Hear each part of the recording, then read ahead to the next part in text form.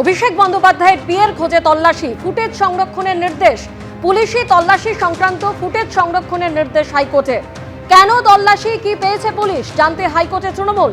সংরক্ষণ করতে হবে 121 কালীঘাট রোডের বাড়িতে তল্লাশির ফুটেজ। তল্লাশি সংক্রান্ত বিষয়ে রাজ্যের হলফনামা তলব, 5 সপ্তাহ পরে শুনানি। ফের হাইকোর্টে ধাক্কা খেলেন অভিষেক বন্দ্যোপাধ্যায়। বিদেশ যাত্রা নিয়ে দ্রুত শুনানির আবেদন ফের খারিজ হয়ে গেল। দ্রুত শুনানি চেয়ে অভিষেক বন্দ্যোপাধ্যায়ের দ্বিতীয় আর্জিও খারিজ।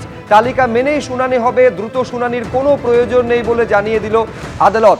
আদালতে হলোটা কি আবেদন অভিষেক বন্দ্যোপাধ্যায়ের ছিল, পুরোটা জানতে সরাসরি নিউজ রুমে আপনাদের নিয়ে যাব।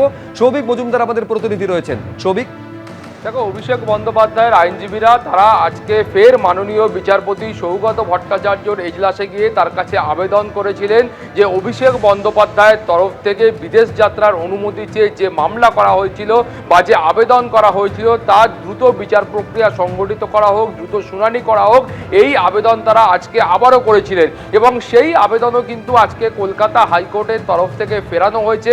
মাননীয় বিচারপতি সৌগত ভট্টাচার্য তিনি স্পষ্টত বলেছেন যে এই মামলা দ্রুত শুনানি করতে হবে। এই ধরনের কোনো আপাতকালীন পরিস্থিতি এই মুহূর্তে তৈরি হয়নি এবং সেই কারণেই দ্রুত শুনানির কোনো রকম প্রয়োজন আছে বলে কলকাতা হাইকোর্ট মনে করছে না। এবং সেই কারণেই অভিষেক বন্দ্যোপাধ্যায়ের যে আর্জি ছিল সেই আর্জি আজকে আবারও ফেরানো হয়েছে।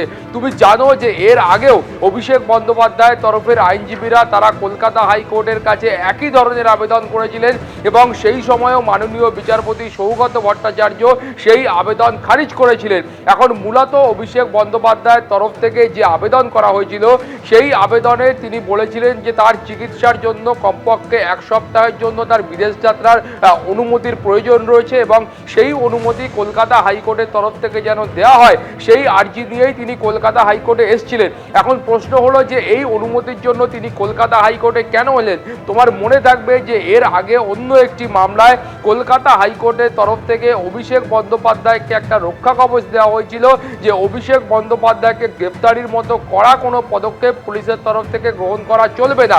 এবার এই শর্ত যখন বা এই রক্ষা কবচ যখন কলকাতা হাইকোর্ট দিচ্ছে সেই সময় মাননীয় বিচারপতিরা এই শর্ত আরোপ করেছিলেন যে অভিষেক বন্দ্যোপাধ্যায় তিনি দেশ ছাড়তে পারবেন না এবং দেশ ছাড়ার হলে তাকে কলকাতা হাইকোর্টের কাছ থেকে অনুমতি দিতে হবে। ফলে সেই কারণেই কিন্তু অভিষেক বন্দ্যোপাধ্যায় চিকিৎসার জন্য বিদেশ যাত্রা করতে পারছেন না এবং সেই কারণেই তার কলকাতা হাইকোর্টের কাছে এই আবেদন এবং তিনি দ্রুত শুনানির জন্য আবেদন করেছিলেন।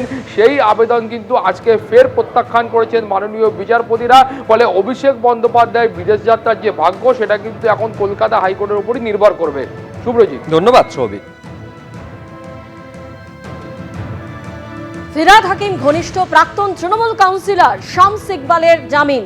কোর্টে গিয়ে অভিযোগ তুলে নিলেন অভিযোগকারী। সকাল 8টায় গ্রেপ্তার, বিকেল 4টের আগেই জামিন।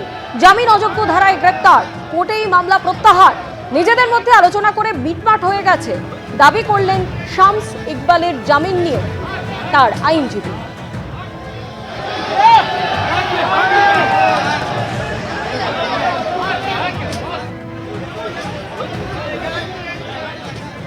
একজন কমপ্লেনেন্ট করেছিলেন, ওই কমপ্লেনেন্টের সঙ্গে এই যিনি আজকে যে অ্যাকিউজড এদের একটা সম্পর্ক রয়েছে, বিজনেস ট্রানজাকশান দীর্ঘদিনের রয়েছে।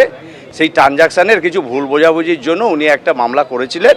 আজকে সেটা তাদের দুপক্ষ, যেহেতু তারা দীর্ঘদিনের দুজনেরই খুব বিজনেস ট্রানজাকশানের দুপক্ষই, তাই আজকে ওনারা বসে আবার ওদের কম্প্রোমাইজ হয়ে গেছে।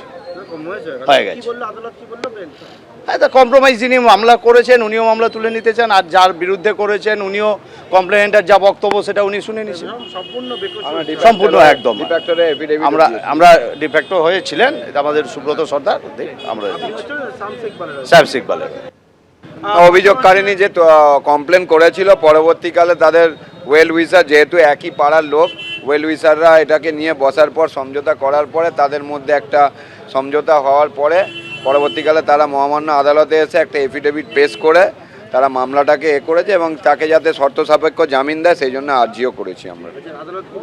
আদালত তাকে 1000 টাকার বন্ডে শর্ত সাপেক্ষ জামিন দিয়েছে। এবিপি আনন্দ এগিয়ে থাকে, এগিয়ে রাখে।